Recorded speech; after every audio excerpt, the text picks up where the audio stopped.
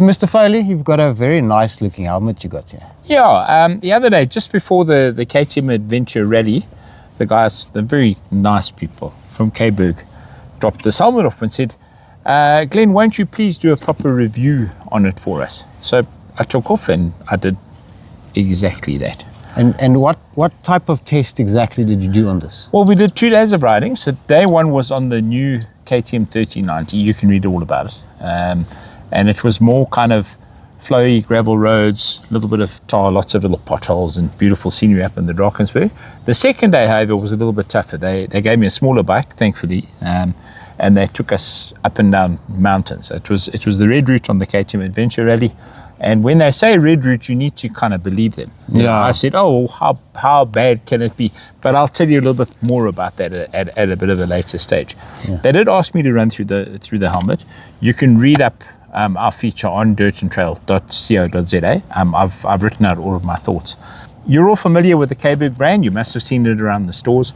Good looking, different designs. This is the red and black. I didn't select that. It's what they had in stock, so they sent it along. It was in my size. And a few little things came out, which for me it's pretty unique on a helmet like this. And the first is, and this I wish I'd known about on the rally. Yeah, because it's quite cool actually. These vent covers are magnetic. So you've got an inlet port in there, okay, which you can open and shut for winter time. I don't know if you're going to see this. You close it, open it. Pop this way. There you go. Let's see. So over there. The ports there. Yeah. Here's the open and close. Yeah. So if it's cold in winter time and you're riding, you push it and it closes off the vents, and you open it up again and it lets the air through. And the exhaust ports here, this is what keeps the top of your head cool while you ride. You can see there's venting at the back there. But this is quite a clever design.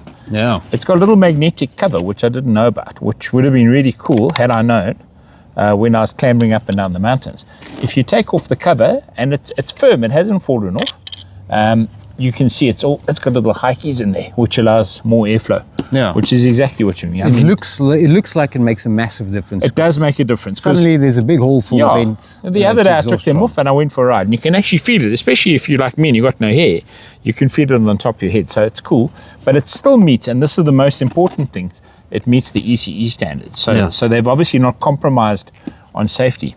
Another little feature that I really like, and this is coming through on a lot of the modern helmets now, are these little screws to remove your visor, because this helmet is designed to be a road helmet and an adventure helmet, and if you want, you can have it as a dirt bike helmet as well. All in one, yeah. So this just, you can see it lifts out. I'll show you a little bit closer there. This just lifts out, boom, and you use your thumb and forefinger and you turn it off, okay? These two are big and bulky there, so you just unscrew them, 1, 2, and the same on this side. It's a 2-minute operation. Yeah. And then you can take the peak off. And the visor off. Visor out, yeah. So if you want to ride your bike, you can put a pair of goggles on, or you can take the peak off, and it becomes a perfectly versatile road bike helmet, and it still meets all the ECE standards and things. Another feature that I really like, and I didn't know about it before the ride, is that it's got a, I don't know whether you're going to see it, but in the front here, it's got a cutaway inside the nose piece here for your hydration pipe. So when you're on that big adventure, you don't have to worry about taking the pipe from your, let's say it's on your leather jacket or whatever, you put it into your gob, and it's always difficult to get it up through. It just sits there merrily, you leave a little bit of slack, and you've got the water pipe right there. There you go. It's all about safety, less distraction, obviously, while you're riding. So those are the kind of standout features that I found on this helmet. Fit and finish is excellent. It's comfortable. The important thing whenever you buy a helmet like this is that you get the correct size. Very often we'll come across people riding with a helmet that's way too big and your head's inside there like a little bit of a bell. No. Or if it's too tight and it squeezes you, over time you can get a headache, because obviously it affects your blood flow, and it's uncomfortable. Yeah. Another safety feature that I really like are the D-rings. D-ring is the race standard. You do get clip-on helmets, which are also, they're ECE approved in that. But for me personally, I always find a D-ring fairly useful. The last feature that I appreciate on this helmet is the drop-down visor, which unfortunately... Show us how it works then. Well, I can't. Why not? Because I broke it. Already? You've had it for a week. No, yeah. Anyway, I'm going to show you something on the side here. You can, I hope you can see it, but we'll post up a photograph as well. But it's got some nasty little scratches on the side, and it's got quite a big graunch over there, which I'm not proud of. And this I see is where the slider is for and that's exactly where the sliding mechanism the is, visor, which did work perfectly until I fell over. Yeah. So, yeah, I was going up a climb and I ran out of talent. And as you do. So imagine you're on a slight off camber, top of the bike stalls, and you go, and this is where I was very grateful that it was a small bike. Yeah. The helmet literally falls, I would guess, what am I? I'm nearly 6 foot, I suppose. So it falls 6 foot plus your bike, plus a little bit of a lean. Yeah. Bang! Onto a rock, just here. Doof. Conk. And so we actually did a crash test. There you go. Ask me how it felt. How did it feel? Well, I felt sick because number one, I wasn't on my motorbike, and number two, It's a brand new helmet. it's a brand new helmet. He said, Yeah. "Oh, you know, these acts are giving it." But I guess, you know, Stefan, it is the game we play. It does happen, of course. That's It the does. reason why we wear helmets. So this brought to light, and I'm gonna say something quite interesting. I am the king of crashing, as everybody knows. I didn't usually when you have a hard bang, and believe me, this was a hard bang. I must have hit a nasty little lurker out there. You kind of see a flash and you get a bit of a. Yeah, even though the helmets absorb it, I felt nothing.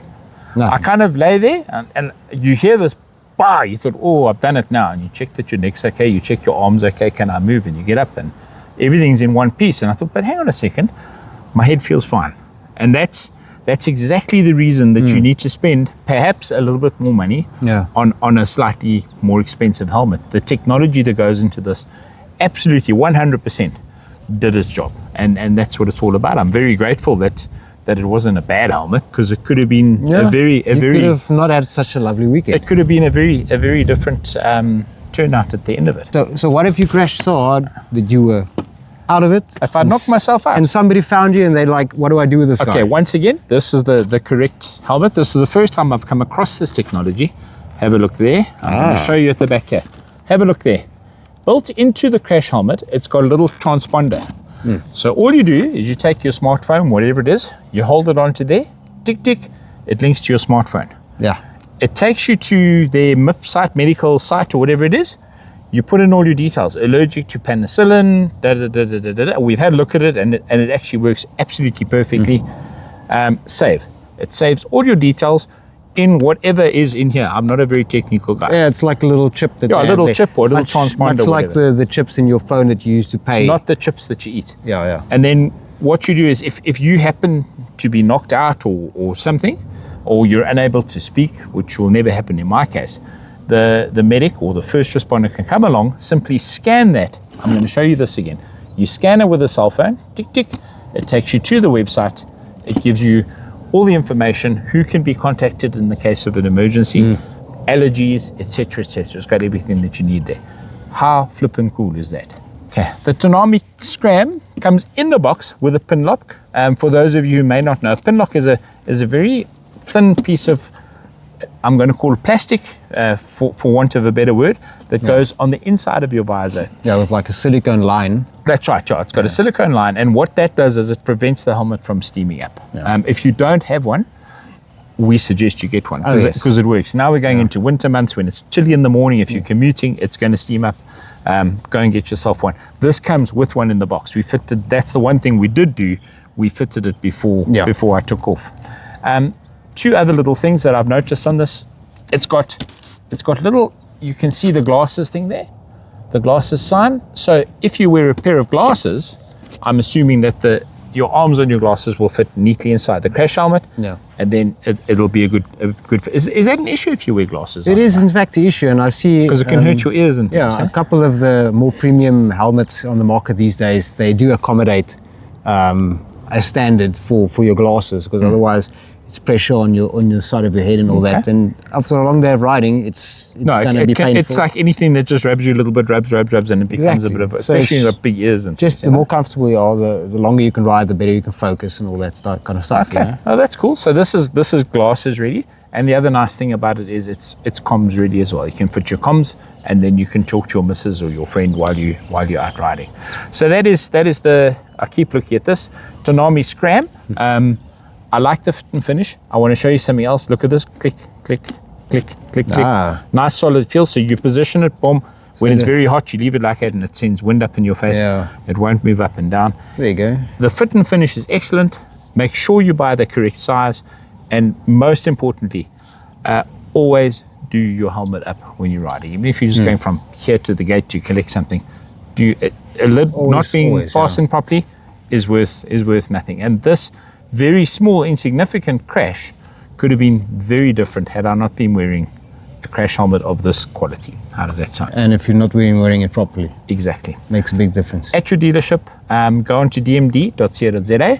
They are the importers. They've got a list of all the guys who stock this helmet. It passed the crash test. How does that sound? Like a helmet. There we go.